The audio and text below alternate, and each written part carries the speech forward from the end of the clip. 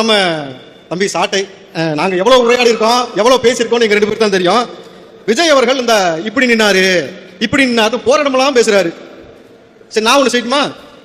அன்பு தம்பிகளே, அண்ணனை வலசரவாக்கம் வர சொல்லியிருக்கிறார்கள். நீங்கள் எல்லோரும் உடனே வந்துடணும். அண்ணனுக்கு எப்படி சொல்றதுன்னு தெரியல. எனக்கு சாட்ட அளவுக்கு அவர் அளவுக்கு பெர்ஃபார்மன்ஸ் பண்ண வருமானு தெரியல. லைவ் ரிலே எப்படி ஒரு லோக்கல் ஸ்டேஷனுக்கு விசாரணைக்கு கூப்பிட்டதுக்கு அத்தனை பேரை கூப்பிட்டுட்டு இவர் இப்படி இப்படிங்கிறாரு. சரி, நான் என்ன சொல்றேன், அம்மையார் ஜெயலலிதா அவர்களை சட்டமன்றத்தில் வச்சு அடிச்சது யாரு? அன்னைக்கு அவங்க ஒரு அரசியல்வாதி. ஆனா கம்பேக் எப்படி இருந்துச்சு? சட்டமன்றத்துக்குள்ள உங்களை விட்டு விரட்டி அடிச்சாங்களா? தளபதி விஜய் அவர்கள் கை கட்டினதுக்கு எப்படி பேசுறீங்களா? இன்னைக்கு தொடு பார்ப்போம். ஏன்னாக்கா ஒரு அரசியல் களத்துக்குள்ள ஒருத்தர் வராருன்னு சொன்னாலே எந்த அடிப்படையில் நீங்க அவர் எதிர்க்கிறீங்க சொல்லுங்க பாப்போம்.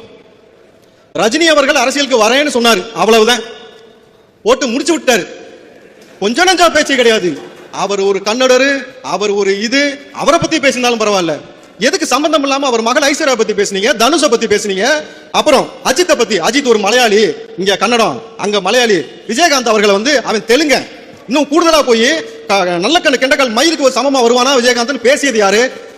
நல்லா தெரியும். அண்ணன் சீமானன் தான் பேசுறாரு. அப்போ அரசியல் களத்துக்குள்ள வந்தாங்கன்னா நல்லது செய்யறாங்களான்னு பாருங்க. நீங்க எதற்காக பிளவுவாத அரசியல் நீங்க பேசுறீங்க? நீங்க எல்லாத்தையும் ஒத்துமையா இருக்கணும்னு சொல்லிட்டு நீங்க சாதி அரசியலை கையில் எடுக்க வேண்டிய அவசியம் என்ன?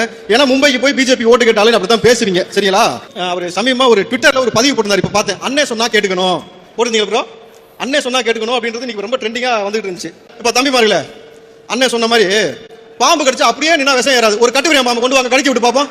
சாட்ட புலவை இப்ப கடிக்க விடுவோம். நீங்க அதே மாதிரி அமைதியா இருங்க. விஷம் ஏறுதா இல்லையா நிகழ்ச்சி முடியறதுக்குள்ளே தெரிஞ்சு போயிடும். புரியுதுங்களா? அப்ப அண்ணே சொன்னா எல்லாத்தையும் கேட்க முடியாது. புரியுதுங்களா? பழனி பாபா சொன்னதை மறுபடியும் ஞாபகப்படுத்த வேண்டியது இருக்கு. எவன் ஒருவன் பெரியாரையும் எவன் ஒருவன் அம்பேத்கரையும் சந்தேகிக்கின்றானோ வேணான்னு சொல்றானோ அவனை நீ சந்தேகப்பட, அவனை கேட்டுக்காத, அவனை சேர்த்துக்காத, அவன் பேராபத்து அப்படின்றாரு. புரியுதுங்களா? பெரியாரை நீங்க உடைக்கிறதுக்கு கடப்பாறையை தூக்கிட்டு வரேன்றீங்க. சாட்டை அவர்களுக்கும் யூடியூப் சேனல் அவர்ல பேசக்கூடிய அந்த விஷயத்துக்கும் நாம் தமிழருக்கும் சம்பந்தம் இல்லைன்னு அண்ணன் சொல்றாரு. அப்படின்னா அதுல நீங்க பேசுவது உங்களுக்கு தனிப்பட்ட கருத்து அப்படின்னு அண்ணன் சொல்றாரு. பேராபிரதம் நீங்க அப்படிதானே? நீங்க சாட்டை சேனல்ல நீங்க பேசுறதுக்கும் நாம் தமிழர் கட்சிக்கு எந்த சம்பந்தமும் இல்லைன்னு சொன்ன பிறகு எதுக்கு உங்க சேனல்ல உட்கார்ந்து விஜய் பற்றியே பேசுறீங்க? அப்போ விஜய் பத்தி பேசினா வருமானம் வரும், காசு வரும். உங்களுக்கு ஒரு சவால், உங்களுக்கு ஒரு சவால். நீங்க உங்க சேனல்ல பேசாதீங்க. நீங்க மேல நீங்க மத்த இடத்துல இந்த மாதிரி எல்லா இடத்துலயும் போய் விஜய் பத்தி பேசுங்க. நீங்க அவரை பத்தி பேசினால்தான் உங்களுக்கு வருமானம் வரதுனால நீங்க தொடர்ச்சியா பேசுறீங்க. இல்ல வருமானத்தை கொடுக்கறது யாருன்றதை அப்புறம் பேசிக்கலாம். புரியுதுங்களா? இதுல அனில் 65 போட்டுருவேன், அனில் 65 போட்டுருவேன். பிரதர், அணில செல்ல புள்ளியா ஊருக்குள்ள வளர்ப்பாங்க, புளிய ஜூல வச்சு வளர்ப்பாங்க, இல்ல காட்டுல வச்சிருப்பாங்க. ஊருக்குள்ள வந்தீங்கன்னு வச்சுங்களேன்,